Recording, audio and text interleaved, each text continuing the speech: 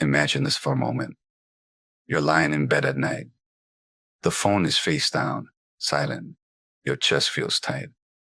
Part of you wants to reach out, just to ease the ache, just to feel connected again. And another part of you knows that if you do, you'll lose something you can't quite name yet. That moment right there, that quiet, unbearable pause, is where everything changes, and I'll explain why later.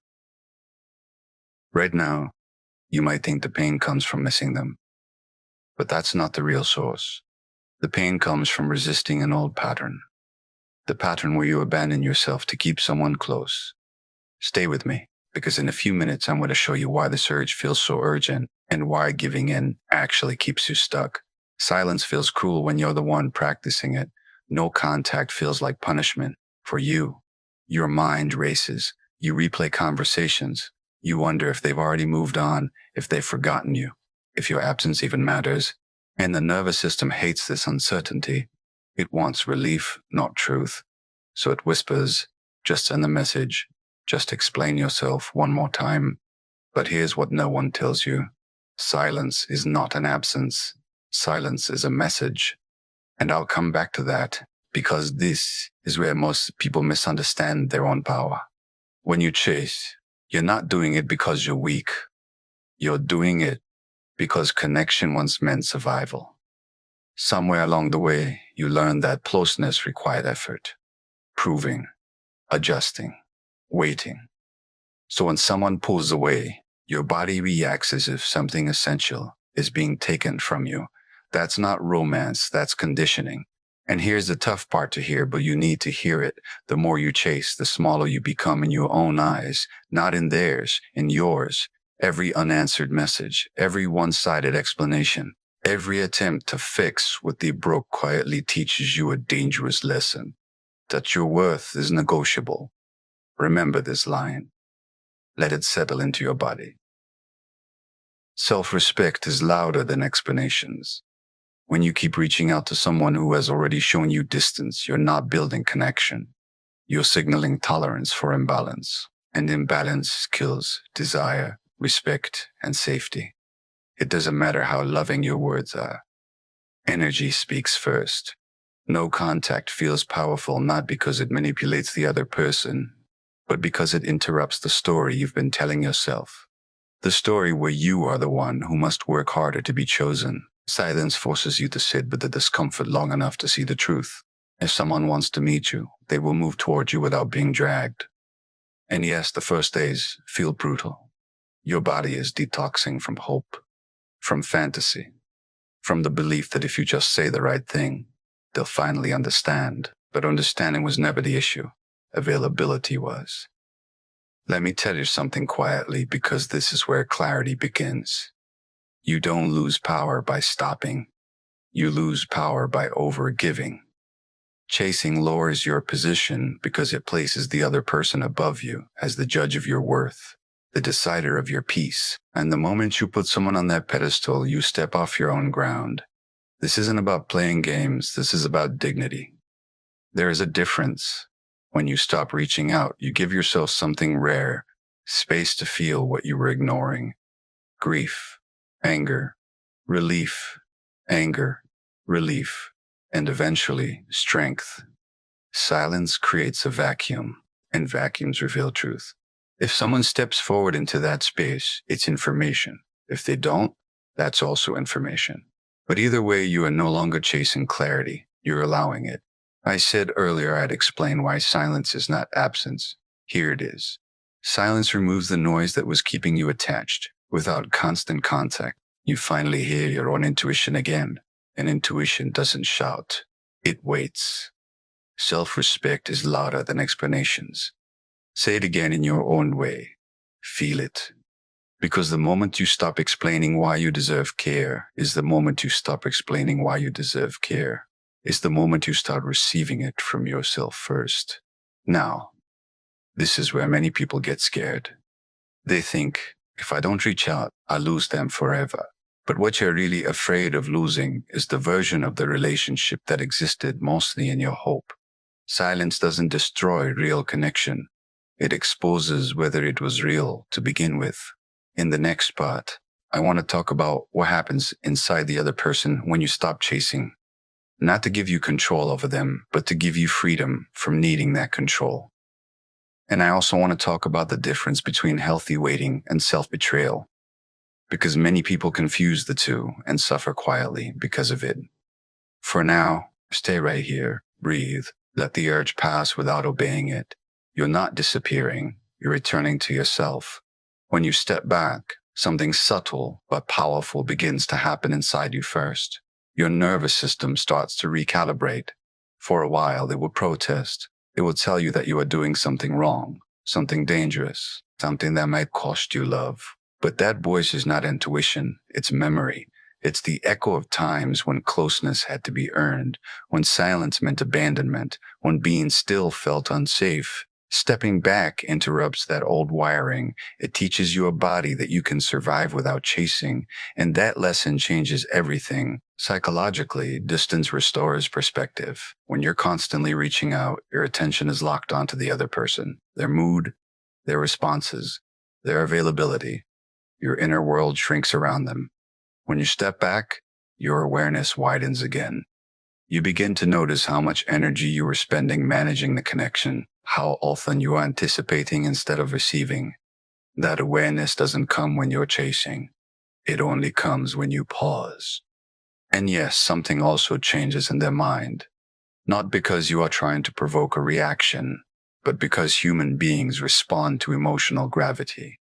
When you are always available, always explaining, always adjusting, there was no space for reflection, no space for consequence, no space for longing. When you stop reaching out, that space appears, and space invites evaluation. They begin to feel the absence of what you were providing, not just messages, but emotional labor, reassurance, presence, attunement. If the connection mattered to them, this absence creates discomfort. It forces them to confront their own role. If it didn't matter, their silence tells you something essential that words never could. Here's the part many people struggle with. They think silence is passive. It's not. Silence is active restraint. It's choosing not to soothe anxiety in ways that cost you self-respect. And that choice reshapes how you see yourself. Because every time you resist the urge to chase, you are telling your psyche, I can tolerate discomfort without abandoning myself. Self-respect is louder than explanations. When the urge to text hits, and it will, don't moralize it. Don't shame yourself for feeling it. The urge is just energy looking for an outlet. The mistake is sending it outward. Instead, give it a container. Write the message you want to send, but don't send it. Let the words exist without consequences. Read them back and notice what you're really asking for. Is it reassurance? Clarity? Control? Naming the need reduces its power.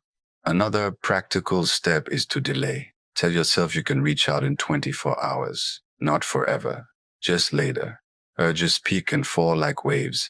If you don't act at the peak, they pass. And when they pass, you often realize the message wasn't necessary. It was emotional reflex.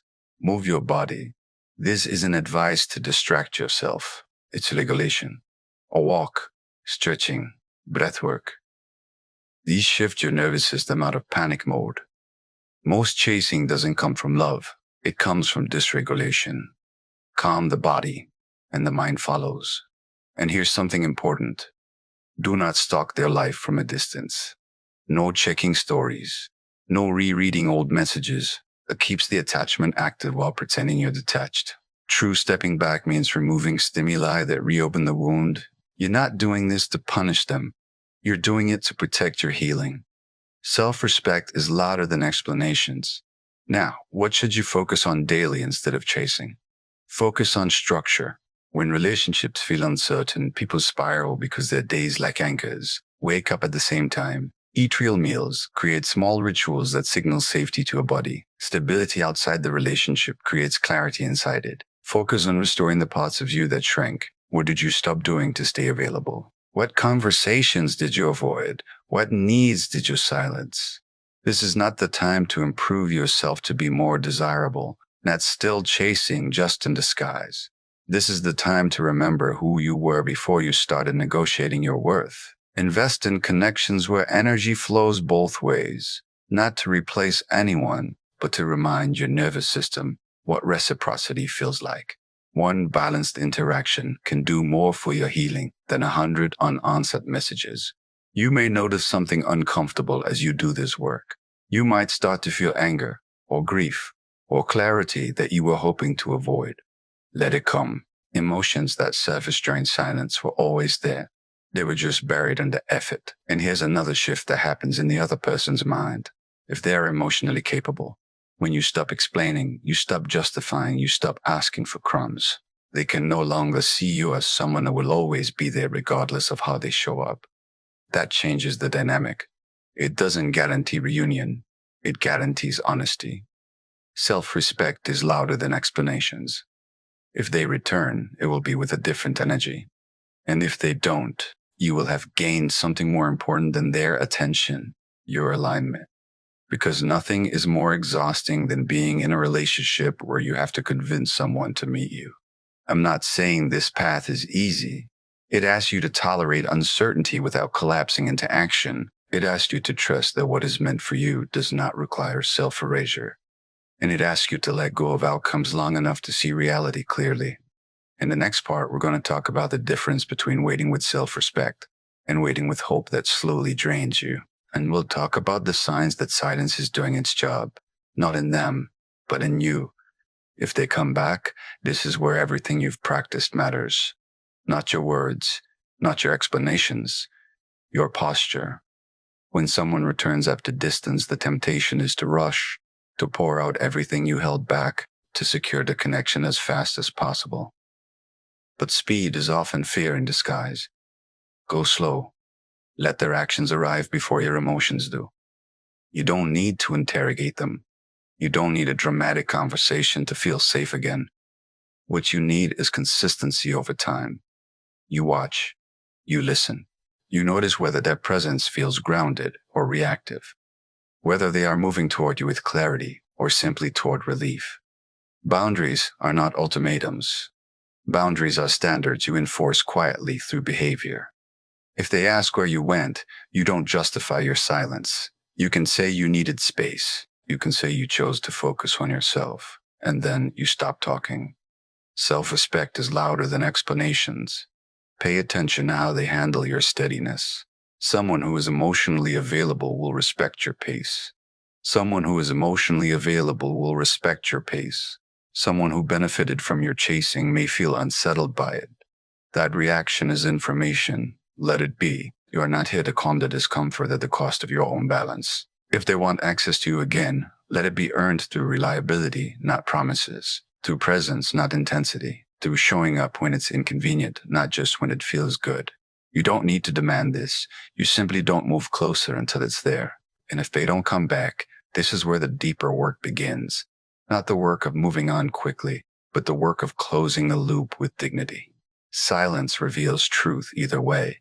If someone can lose you without response, what you had was not sustained by mutual commitment. That realization can hurt. Let it hurt without turning it into self-blame. Closure does not come from one last conversation. It comes from accepting what someone has already shown you. The urge to reach out one final time is often an attempt to rewrite the ending. But the ending has already been written in behavior. Choosing not to chase is choosing not to participate in your own erosion. Self-respect is louder than explanations. Grieve honestly. Not just the person, but the version of yourself who hoped harder than she should have had to. Give that part compassion. She was trying to keep love alive the only way she knew how. Now you're teaching her a new way. Moving forward doesn't mean hardening. It means refining. You take what you learned and you let it inform your standards. You stop confusing intensity with intimacy. You stop mistaking potential for presence. And you stop abandoning yourself to avoid being alone. Silence was never about winning someone back. It was about giving truth room to surface. And truth always does.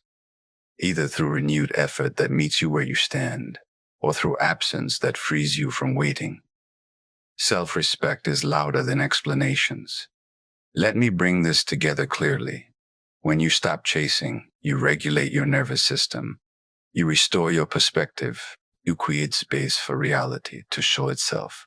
If they return, you meet them with boundaries, pace, and standards. If they don't, you walk forward with closure, dignity, and a deeper connection to yourself. Silence doesn't punish. Silence reveals. Here's one clear action step. For the next 7 days, commit to no initiating contact. Not as a test, as a practice.